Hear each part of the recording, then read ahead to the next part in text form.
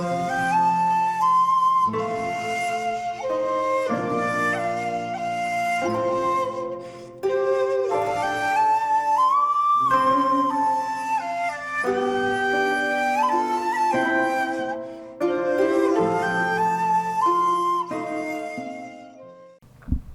there, this is Solitary Ronan from Solitary Ronan Films, and welcome to our random review.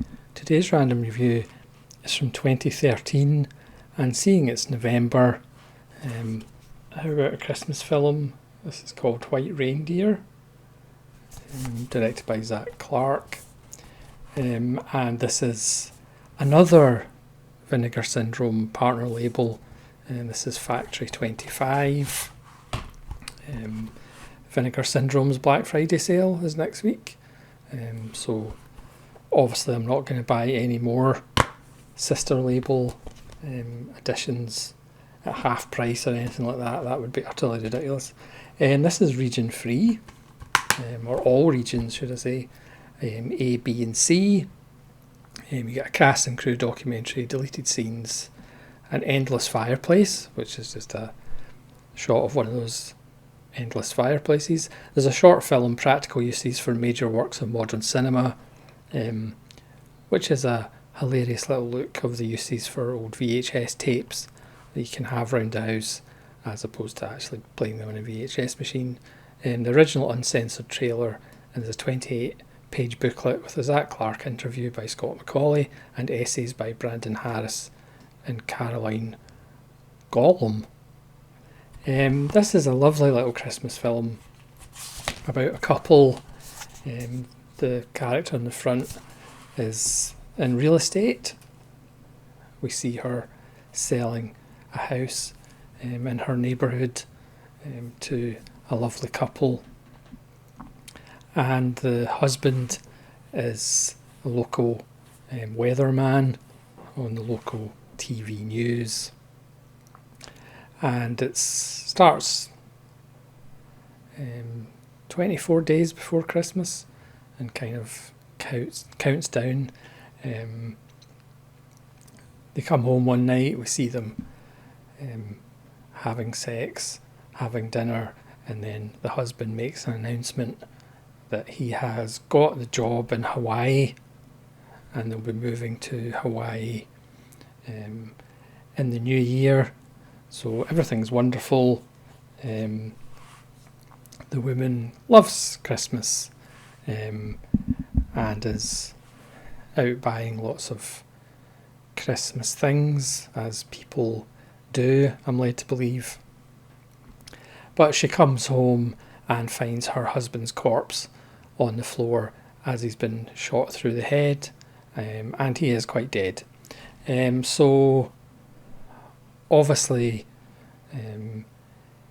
she's a bit upset because I believe husbands and wives can grow attached to each other. So our world is somewhat turned upside down, and with Christmas approaching, it's not really ideal. So she goes through various stages of grief, like buying lots of clothes. There's a wrapped present from her husband that she keeps trying to open but can't quite bring herself to do it. One of the mourners who worked at the TV station with her husband, he kind of breaks down and tells her about the fact that her husband did meet a stripper about 6 months ago and kind of had a relationship with her, and of course she's quite upset about this and looks up his internet history to some site called Dark Chocolate or something like that. So she goes to the local strip club and meets this stripper called Autumn, whose real name is Fantasia, which, strangely enough, is the character's name in One False Move, the wonderful Carol Franklin film that you should buy on 4K from Criterion in the UK. And she kind of forms a sort of friendship with this woman, trying to get to know her husband and what he was like. And she ends up taking cocaine, which is the first time she's taken cocaine since college. And Fantasia tells her that her husband also took cocaine with her, and she's adamant that no, he didn't take cocaine since college. But obviously there's secrets he's been keeping from his wife, as men tend to do. So she goes a little bit on the wilder side, and again, this is all part of the grieving process. And the lovely couple that she sold the house to in the neighbourhood, of course, are swingers who hold sex parties. So she ends up going to one of them as well. And as we know, swingers and sex parties aren't quite as sexy in suburbia as they are in perhaps certain other kinds of films or in Beverly Hills. So it's fairly disgusting looking meat sacks that are having all manner of sex with each other, but because they've got a tiny little mask on, that somehow nobody can tell who's who. And all through this is just a kind of way of processing the grief, and then other things happen to kind of pile on her a little bit. Her and her 3 other stripper friends go on shoplifting adventures and other such escapades, as she's just kind of trying to process the loss of her husband and to try and find out what she's actually going to do and which direction she's going to point to in her life. Zach Clark in the interview does say that kind of 2 filmmakers that kind of influenced them the most is Douglas Sirk and John Waters. And that kind of has that sort of tone. It does kind of play a little bit as black comedy.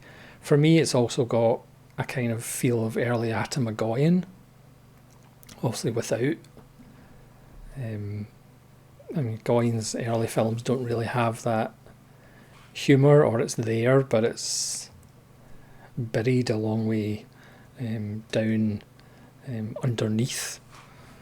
Whereas White Reindeer, not to be mistaken with the Finnish classic White Reindeer, it does play for black comedy, but there is a kind of sadness and a melancholy, again, because people do tend to get involved with people who have secrets, and then you question who these people are that you've actually spent your lives with. Again, it's another one of the many films that would put you off actually having anything to do with people, which of course is the best advice. Just stay away from people and have nothing to do with people, because people tend to get their heads shot off, and then you have to go and find their stripper ex-girlfriend and be involved with her family and friends and do lots of coke and Jack Daniels shots,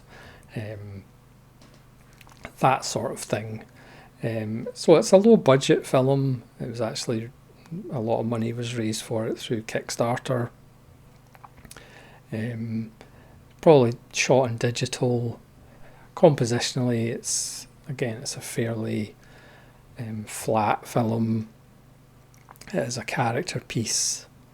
There's not a lot of slam bang action scenes or anything. This is all about character and the woman's relationship with Fantasia and her mother and her daughter. There is a kind of melancholy and almost patheticness that runs through it, especially also with the swinging neighbours. That's particularly sad and pathetic. If you've ever seen the Louis Theroux show where he goes to swinger parties, it's not very pleasant. But it's a lovely little Christmas film. Seeing it's November, I thought I would do a lovely Christmas film review. Because it's a fun little film. It's only 82 minutes long. It doesn't outstay its welcome. Again, it's a film that if it was 2 hours long, it would probably outstay its welcome. But it's a really enjoyable central performance. You know, there is perhaps hope at the end, or perhaps an idea by the protagonist of light at the end of the tunnel. But again, you have to think that perhaps it might be an oncoming train. You have to stay hopeful. So thanks very much for watching this random review of White Reindeer, a modern film from 2013. Please let me know if you've seen it and what you think of it, and hopefully you'll join me again for more random reviews.